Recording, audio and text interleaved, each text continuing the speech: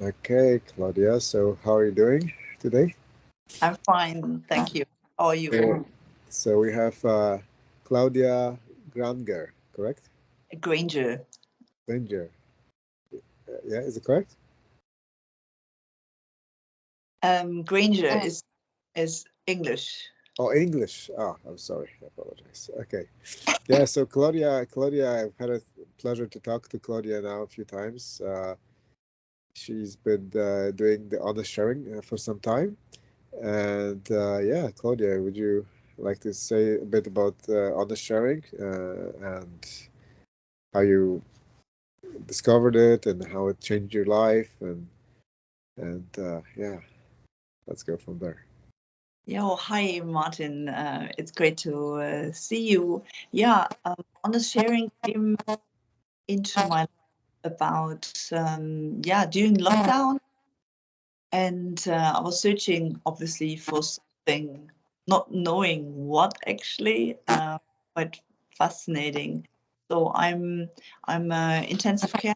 I worked 13 years in Germany and London, and then we traveled a bit and moved to different countries and here in the US just before the lockdown. So during the lockdown, I find honest sharing in video, um, and yeah, I listened to, and later on had a workshop to study more. So to understand. Back then, it only existed in German, so it's called Ehrliches Mitteilen. And I looked into it, researched it, helped Gopal, the trauma therapist in German who invented the honest sharing, to find an English name for it and the translation for it. So honest sharing is a tool to help yourself to into the connection with what there is really happening within yourself. So rather than just being in your head and being frustrated and acting out, and yeah, being helpless, um, with this framework, we learn to understand that there are three levels within us. So um, our mind with our body, sensations, and our feelings. And during the honest sharing, we learn to differentiate those different parts and separately sharing what is going on within them. So once we are able to understand what we are really thinking, we can then work with this. And as we are mammals, um, we need this social interaction. It's part of our being. It gives us the feeling of safe.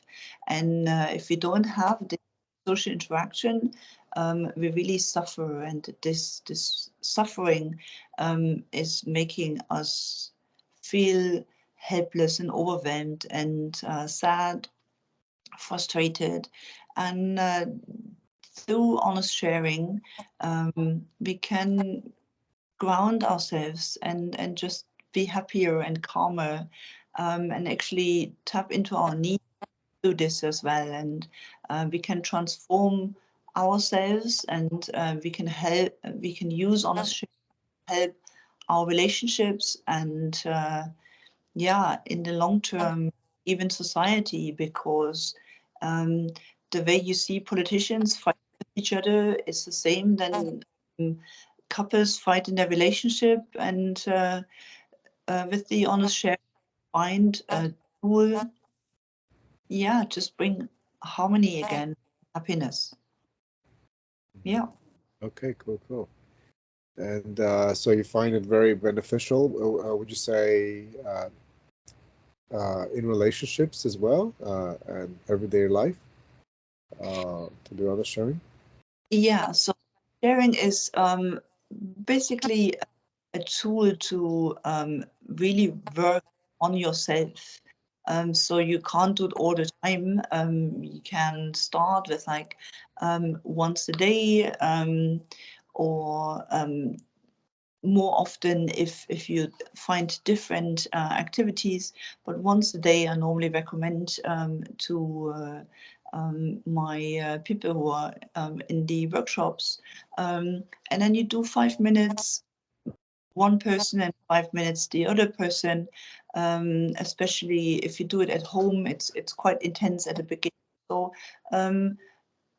it's not good to force anything. Just find natural time, and in those 5 minutes each, there is a huge transformation already, because often we have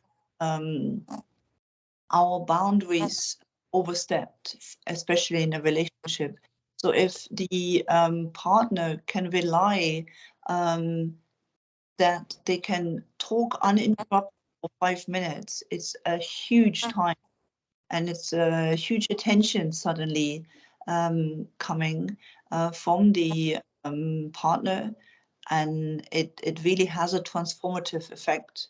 Even just those, you set a timer and you listen for 5 minutes what your partner is saying. Right, right. Wow. That sounds very powerful, because especially when I think for women, right, in particular, because women like to be heard, from what I understand. Yes, I agree with you, but also women tend to overstep boundaries and cutting their spouses off. So Ah, by actually learning this listening, and once the timer is on and I know that I can't interrupt my husband, or somebody who does honest sharing, I can actually concentrate on listening.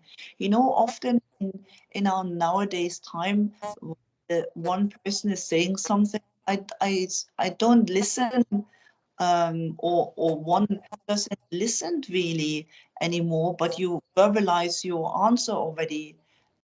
So part of your energy focus on answering while the other person is still talking, so you can't actually hear what they're saying. So you have that time where you actually just listen. right, right. That's powerful. Yeah, because ultimately that helps you to become present, right, with your Yeah, partner, and give them a chance to be heard, yeah. And and honest sharing is only about the present moment. That's so beautiful. So you only share what is. You don't focus on the past, because there's no point. The present moment is the one you can share. uh-huh, And also, so if you share things about the past, or if you're hanging too much in the past, then it is just a symbol of being depressed. And if you focus into the future, then it's a sign of anxiety. So once you learn with this honest sharing to be in the present moment, it is so freeing, because that's the only one we can influence anyway, that uh-huh. present moment. Yes, that's so true. It's a very good point. I think a lot of times we all tend to focus a lot on what happened, right? And we tend to relive the past rather than being fully present right here, right now, realizing that the past is gone, right? And it's not here anymore. Yeah. And I think, what would you say that's probably one of the, from your point of view, one of the main sources of problem is living in the past?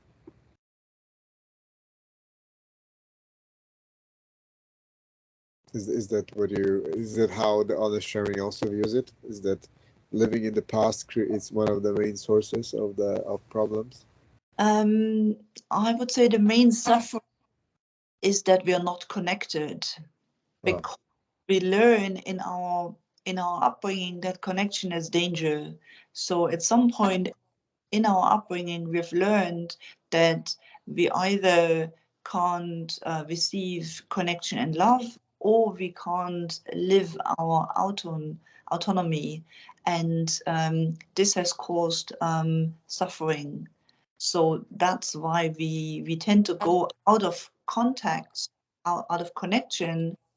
But going out of connection is like a mammal, a group, and herd animal living on its own. It's just not possible. It's not how we are designed. So we need the social interaction in order to feel balanced. Right. Yeah. And specifically in the social interaction, we're talking about another human being's presence and being heard. Is that what is so important in the human interaction, or?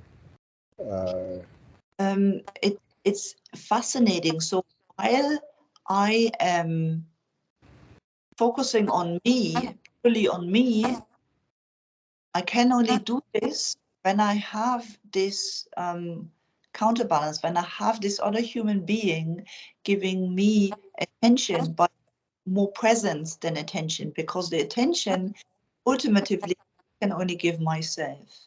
So during the honest sharing, we need that second person, or a group setting. It can be also more people. They are only listening. They don't give you advice. They don't give you right stuff. They don't talk or correct or influence what you are saying. It is purely you focus on yourself. Oh, cool. It's very cool. I like that actually. I find it's so interesting, right? Like so many ways of communicating, right, out there. Like like having a dialogue both ways with where people can actually interrupt.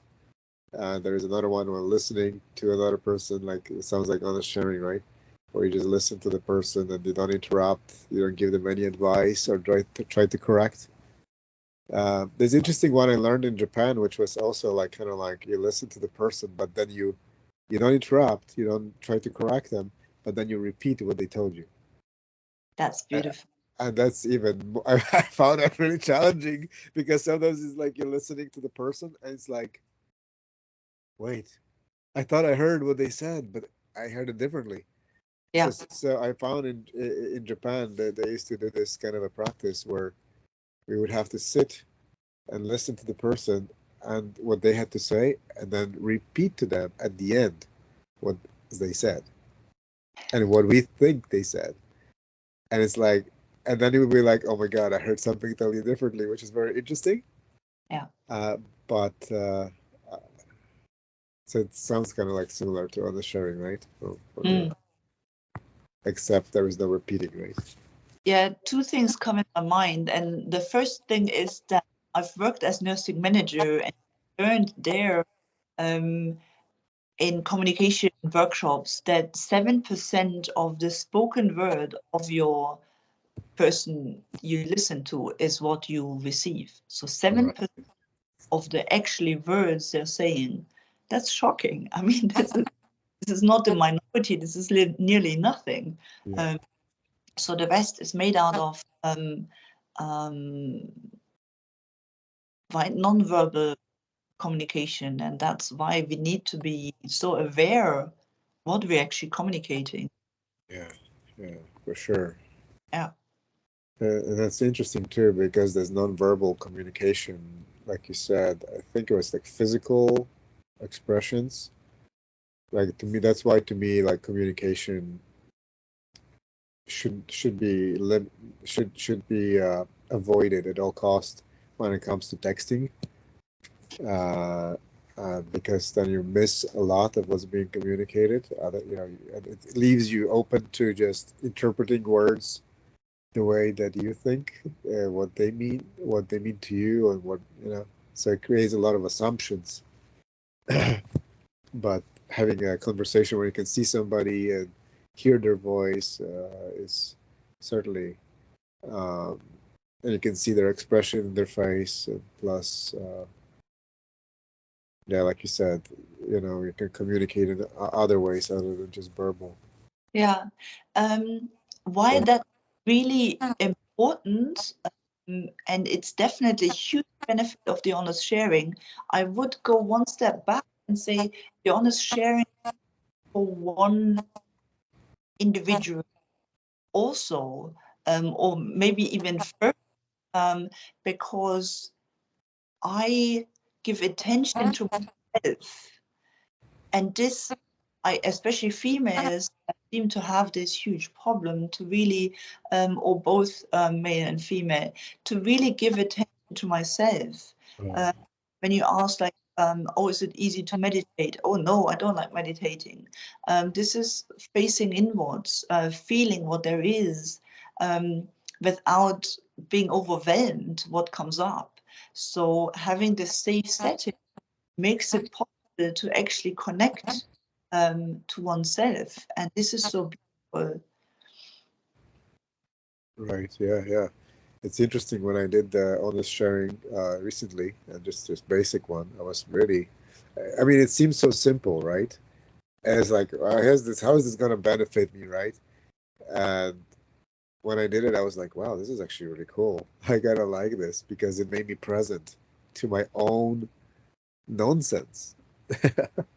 I call it nonsense because a lot of things that we tend to, I think, the human mind has this tendency to edit.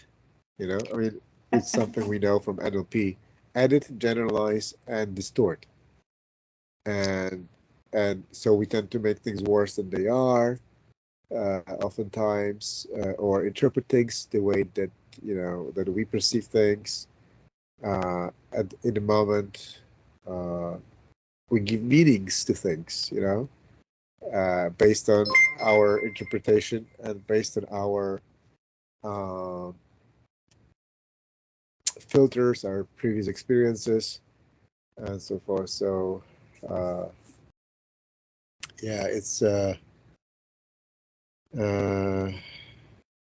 yeah. So it's definitely very interesting to realize that our mind creates a lot of stories and a lot of different perceptions. And when you do the honest sharing, when you listen to yourself and you're like, it's like, hey, this is kind of like a little bit of a nonsense, you know what I mean?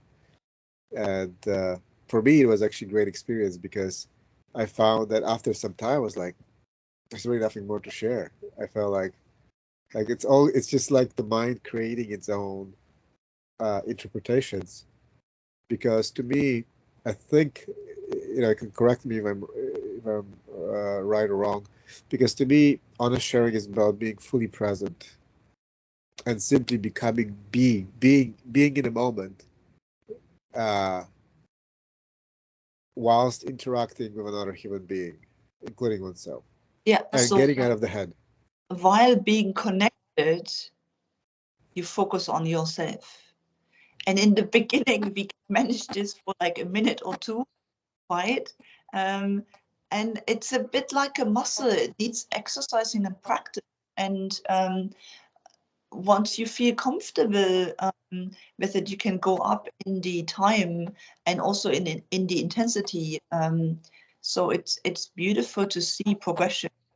What I, for example, noticed is that when I start with honest sharing, I'm like somewhat on the screen or sitting, right, in a room, and while I'm sharing, it's like I noticed weight on my shoulders, for example.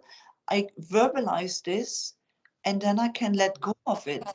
So I say, oh, I sense tension in my, and because I verbalize this, I'm aware, and then I can let go, and my shoulders feel lighter, and I suddenly straighten, and then I notice, oh, my back feels so much better.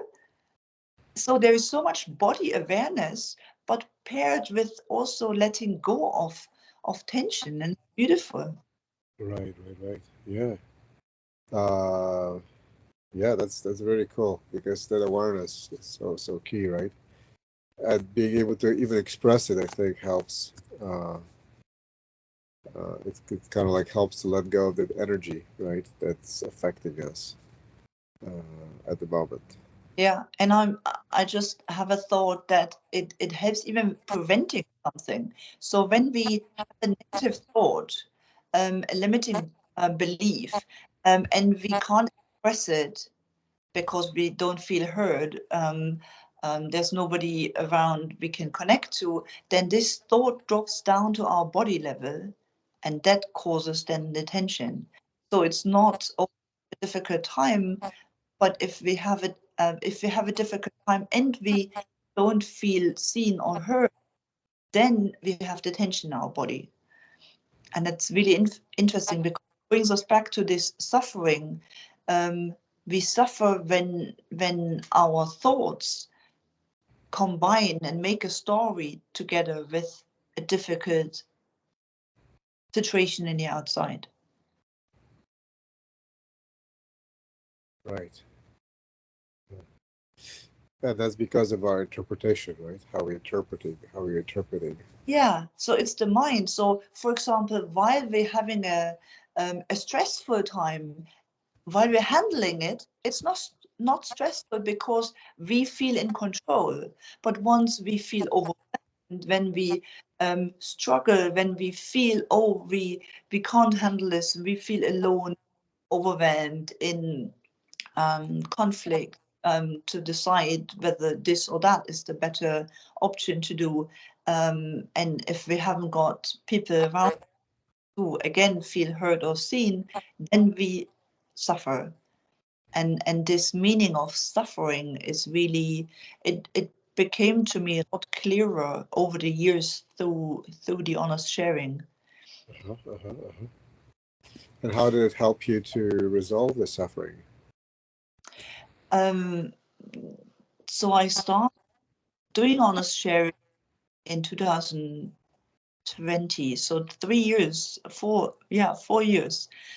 So it really transformed, to not having to act out, and that's now starting a new subject. So this acting out is when I feel unsafe in our connection. So right now, while we're here in this call, I feel seen, I feel heard from you, you respect me, you right, we have boundaries and we are connected because I feel safe. But if you raise your voice, or if you look angry, then my autonomic nervous system thinks, oh, there's danger. And I now have 4 options. So I can either act out in the sense of raise my voice or scream. I can run away. I can manipulate to have the feeling of safe, or I can freeze, which is also terrible because then I'm staying in the danger. So doing honest sharing gives me this learning tool that when I am not in connection, which one of the 4 things I'm using to basically create distance. And what we're learning with the honest sharing is just to say, oh, I don't feel safe right now, or in my head is a thought that I don't quite feel safe, or I need some space now. And then you just lean a bit back and you sense again, oh, is this better now? And those subtle changes have then a huge effect, and you basically get a different tool, a new tool to basically stopping connection altogether. Because again, if we're stopping this connection, we have suffering. Right. So if you're stopping the connections, can you elaborate more on that? When you're stopping the connection again? So in any situation where we don't feel safe, where we don't feel heard, or seen, or where somebody shouts or is angry towards us, then we feel the need of protecting us. Right. And in those moments, we decide to go out of connection. And this is kind of, I want to say, like extreme situation, but because of our social interaction being so, I even want to call it morbid nowadays. We have so many little things where where we go out of connection.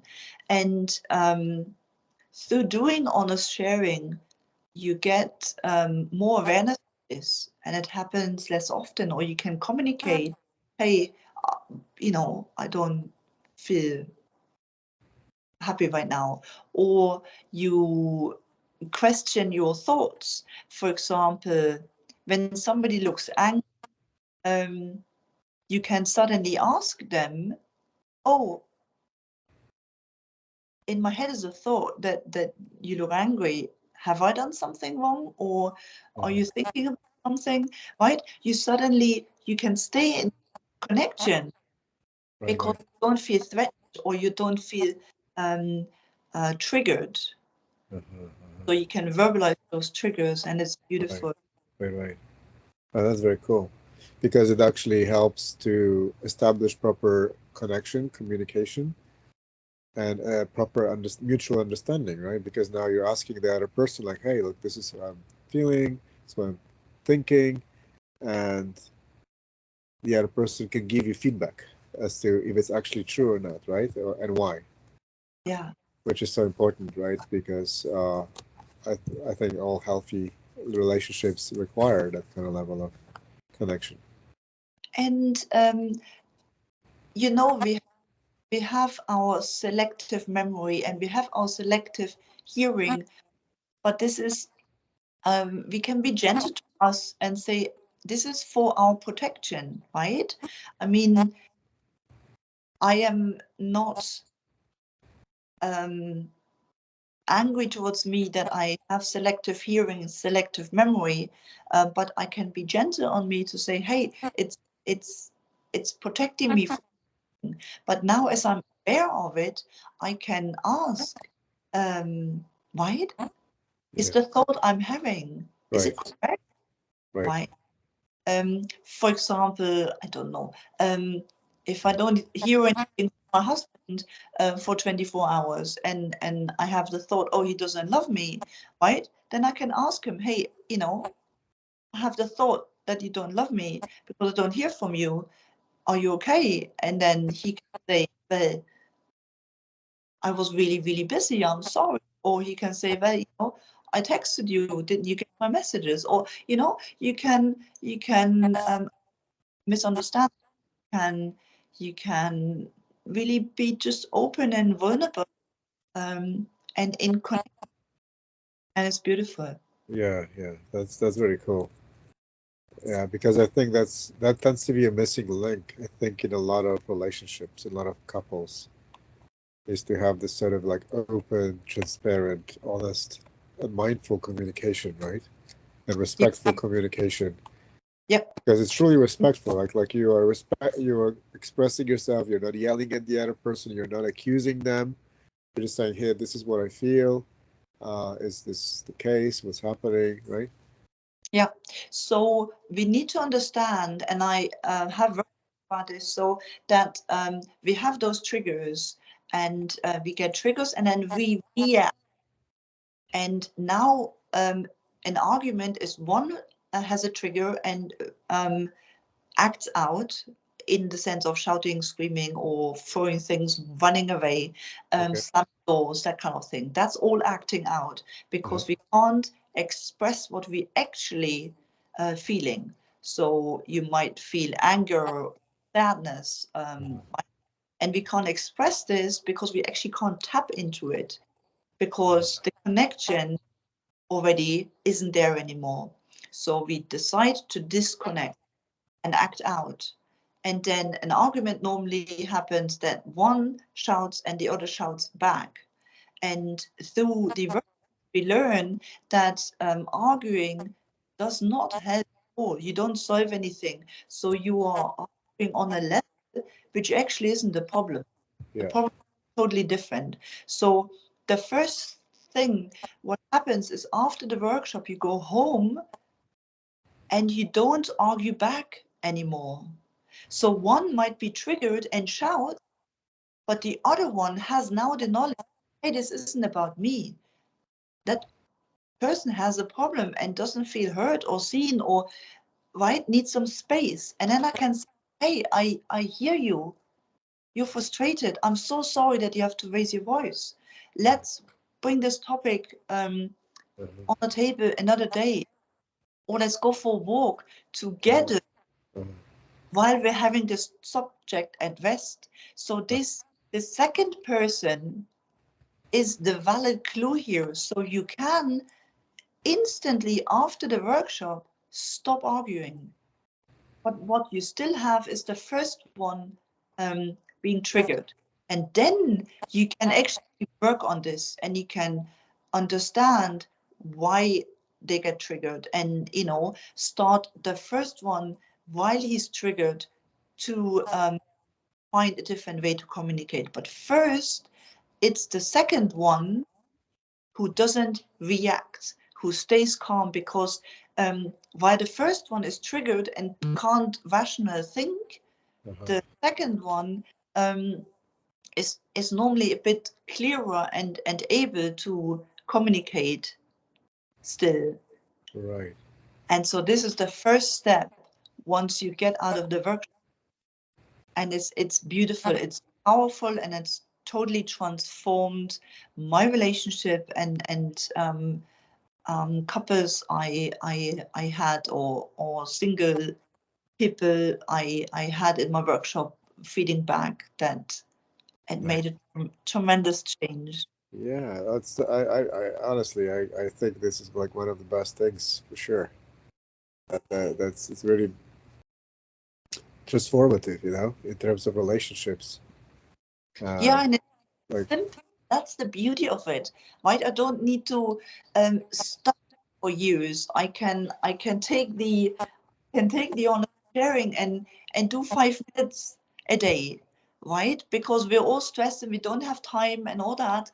And it's 5 minutes. I mean, if I don't have 5 minutes to work on my relationship, um, right, then I don't have a relationship in the first place, right? yeah. Uh, But yeah, it's like it's and it's amazing, right? Like it doesn't really take much, right? Other than being fully present with one's partner, yeah, right? And the willingness and the desire to understand them, I yeah. believe well. And here's the beauty of it. So while I have a tool which helps me to be different in the present moment, it transforms my past and it changes my future.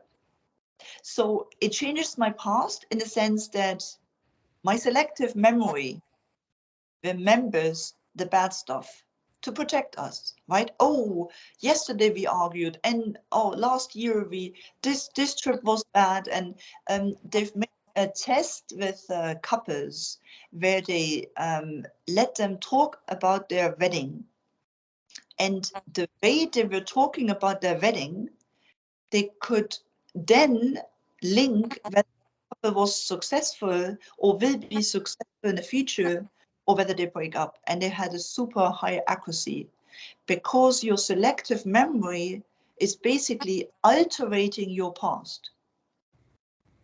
So if you have a bad day in the here and now, your selective memory remembers all the bad things in the past. And if you have a positive day, then you remember all the positive stuff of the past. It's shocking, isn't it? Interesting. Yeah, I guess this is something that is oftentimes talked uh, in different communities, like Tony Robbins' community, where they talk about the state that we are in determines the outcome. So if we are in a negative state, then we're gonna see things through a negative filter. If we are in a positive state, we're gonna see things through a positive filter. So I guess that's the same, right? It's like we tend to, when we're in a good state, we tend to think about good things and remember good things. But when we are not, then we tend to remember negative things, which is interesting. Yeah. So with the honest sharing, the beauty is also that we don't need to wait, We don't need to wait for our spouse to come home to do honest sharing, or we don't need to wait for our weekly honest sharing group, our local group, which now has an international platform, a website where you can register your local group. Maybe we link that in the video. So you can register your local group, and this way online you get people joining your local group, because you can search and find local groups. It's worldwide. It's amazing. Right, So right. as it is a German thing, or it started in Germany, there are, like, I don't know, 2,000 by now honest sharing local groups in German speaking areas. However, over the last 3 years, since we translated the honest sharing, and it has created a huge international community. So I have people I can do sharing with in the west coast of America. I'm here on the east coast of America. I can have people in, I connected to somebody in India the other day. Oh, really? I know them in India, and I have somebody in Australia who's doing a local, who does local workshops there. It's such a growing community. Right. So you can reach online, and you can do an online group additionally to your local group. And then what I wanted to share with you is that there is a call for help group. So once you have understood and when you listen to a workshop and you understood the honest sharing, then you can join this call for help group. So it's a Telegram group, and the German equivalent of this group has over 400 people.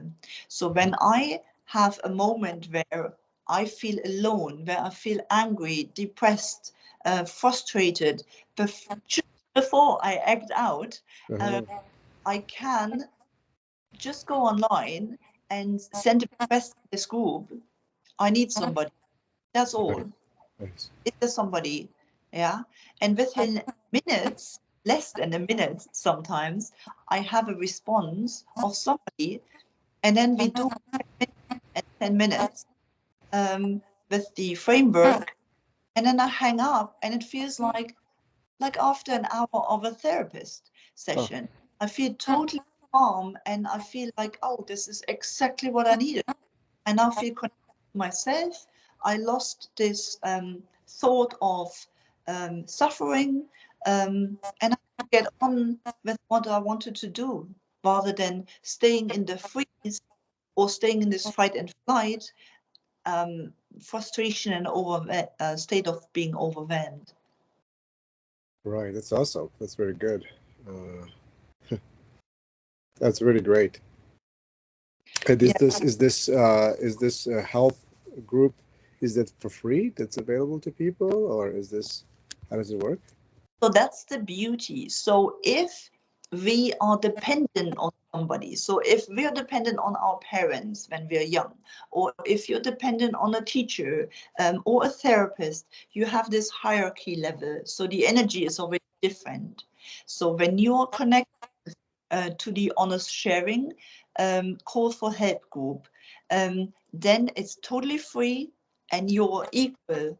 You're on an equal level, and it's beautiful because you don't suck somebody's energy, Yeah. or they suck energy, but your both energy are going up, Oh, um, and you hang both being nurtured, and that is what I love, and am super happy about it, and that's why I I support the honest sharing, and that's why I have the urge to spread it here on the East Coast in the US, because it's such a powerful tool, and here are therapists um, everywhere, and I think in Gopal's book he mentioned that every second person needs a therapist, because we over the years have so much generational trauma so uh, true.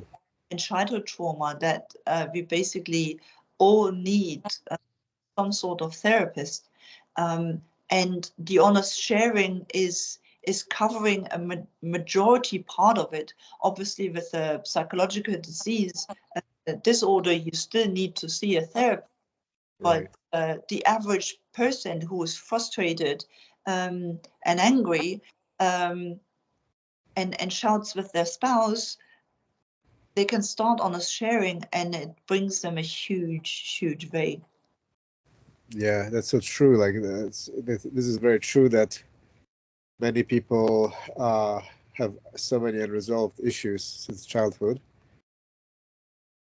and there's really no real support, you could say, uh, other than typical, distractions like TV and drugs and alcohol and cigarettes, and maybe sports and psychotherapists, right, or psychologists out there. But I think to me, it sounds like honest sharing really helps to heal rather than just put a band-aid on top Yeah. of something, right? So here's a fascinating thing. So somebody who has an eating disorder, do they have a problem with eating? Or somebody who's smoking, do they have a smoking problem? Or somebody taking drugs, do they have a drug problem? Or somebody who's playing computer or binge watch TV, Right. they have a computer problem. It's it's the problem of not being heard, right? Of feeling lonely, of suffering. And then when they do honest sharing, they suddenly don't overeat and they don't binge watch, because while they binge watch, they realize that they're suffering. And it's so beautiful how you can transform those things. And even awareness of, I don't have a smoking problem, but smoking helps me to um, basically block out that problem I have, right? This awareness, it brings it to a total new level. Because Right. suddenly we can tap into and start to solve problems we didn't even think are connected, right, with our honest sharing or our improved communication. Yeah, that's very cool. Just to be on the same page, just want to make sure that we respect your time because I know you mentioned something before. It's 1:43, just so that you are aware. Would you be? Could we do a little practice or anything like that? That we could have for people to see how it looks like. Um, I'm a bit short of time. Okay. I'd rather reconnect with you Yeah, another time. that sounds good. Yeah, we could do that. Super. We could just reconnect another time when you have the time and so your time is respected as well. Uh, okay. And then anything else you would like to leave with for the people that are watching this and listening to this recording? Um, just to experience it themselves. Just do it. Just do it. That's the thing. So the more you try to analyze and to try to understand, you're again in your head, and you're trying you right, you're trying to not do it. And it's beautiful because I am, right, this thinking person trying to analyze it with the medical knowledge I have and all that. No, just do it. Just do it. And then afterwards you can research a bit more or read a bit more, but just do it. Just do it, and join the community. And it's so powerful, and Awesome. everywhere available worldwide. I mean, you can do it local with your neighbor, with your best friend, with your spouse, or online. Worldwide, it's just accessible. The great thing is that, yeah, like you said, what would be great to do is to add for the people who are watching this to add the link to you, because you are obviously building your community. So that would be very important, and also to the self-help group as well, Yeah. possibly. But yeah, so when we pull it up on once this is all done, we can get that the links also for the people. Yeah. Okay, so anything else, or is this it for today? Um, that's fine for today. So thank you so much for your time. Yeah, thank you, Claudia. That was really great. Thank you for sharing. I look forward to making a little recording next time of how it looks like for people, and yeah, taking it one step at a time. And you Yeah. also mentioned that you have something happening on Wednesdays, right? Wednesdays at noontime, right? I think it's level 4, right?